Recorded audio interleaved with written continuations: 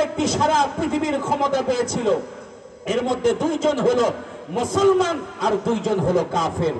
দুইজন মুসলমানের মধ্যে একজন পয়গম্বর সুলাইমান আলাইহিস সালাতু ওয়াস সালাম, আরেকজন হলো এই রকম ভাবে যুলকরনাইন। আর দুইজন কাফেরের মধ্যে একজন হলো নমরুদ, আরেকজন হলো বখতে নসর। পৃথিবীর মধ্যে সবচেয়ে ক্ষমতাধর ছিল পয়গম্বর সুলাইমান আলাইহিস সালাতু ওয়াস সালাম, যাকে আল্লাহ রাব্বুল আলামিন শুধু পুরো পৃথিবীর ক্ষমতা দেন নাই, রব্বুল আলামিন মানুষের উপর ক্ষমতা, জিনদের উপর ক্ষমতা, বাতাসের উপর ক্ষমতা, পাখি প্রাণীর উপর ক্ষমতা এইরকম ভাবে আল্লাহ তাকে দান করেছিল। কিন্তু এক মুহূর্তের জন্য তাকে সময় দেওয়া হয় নাই। ও মুসলমান, পয়গম্বর সুলাইমান আলাইহিস সালাতু ওয়াস সালাম বাইতুল মুকদ্দাস বানাইতেছিল, তো হঠাৎ একজন এসে সালাম দিল, আসসালামু আলাইকুম ওয়া রাহমাতুল্লাহ।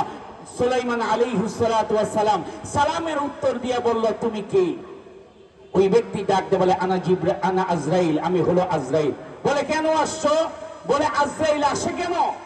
আজরাইল আসে মানুষের জান কবজ করার জন্য।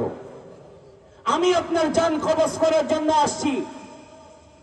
সুলাইমান আলাইহিস সালাতু ওয়াস সালাম বলতেছে, বাইতুল মুকদ্দাসের কাজ তো শেষ হয় নাই। আজরাইল বলে, বাইতুল মুকদ্দাসের কাজ শেষ হলো কি হলো না এটা আমার দেখার বিষয় না। মৃত্যুর সময় হয়ে গেছে, আপনার এখনই চলে যেতে হবে। তবে কিছু সময় বাকি আছে, আপনি চাইলে আল্লাহর কাছে সমাধান নিতে পারেন। সুলাইমান আলাইহিস সালাতু ওয়াস সালাম সিজদার মধ্যে পড়ে আল্লাহরে ডাক ডাকে, আল্লাহ, বাইতুল মুকদ্দাসের কাজ শেষ হয় নাই, এখন মৃত্যু হবে। আল্লাহ বলে, মৃত্যুর সময় তো তোমার মৃত্যু, বাইতুল মুকদ্দাসের কাজ কিভাবে সম্পাদন হয় এটা আমি আল্লাহ দেখব। সুলাইমান আলাইহিস সালাতু ওয়াস সালাম লাঠি নিয়ে দাঁড়ায় রইছে। ওই অবস্থায় আজরাইল তার জান কবজ করে ফেলছে। 1 বছর পর্যন্ত আজরাইল এরকম ভাবে পয়গম্বর সুলাইমান আলাইহিস সালাতু ওয়াস সালাম লাঠি নিয়ে দাঁড়ায় ছিল।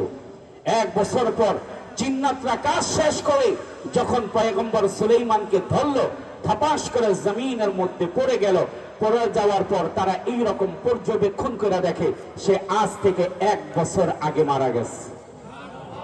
পয়গম্বর সুলাইমানকে যদি আল্লাহ 1 মুহূর্ত সময় না দেয়, আপনি আমি কে? কথা কয় না। আপনি আমি কে? কোন বাহাদুর হয়ে গেছেন, কোন ক্ষমতাদার হয়ে গেছেন, কি রকম ভাবে এই রকম ভাবে জুলুম নির্যাতন করেন।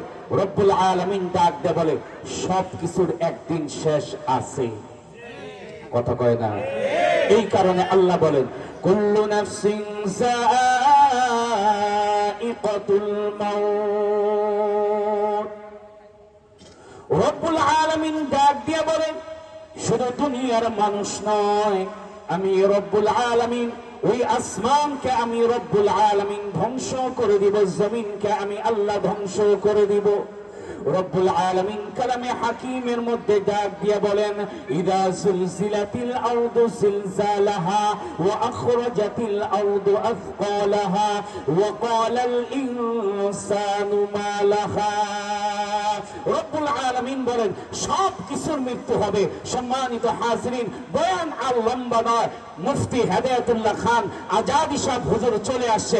আমরা সবাই হুজুরে চিনি না? সবাই মনে চিনি না?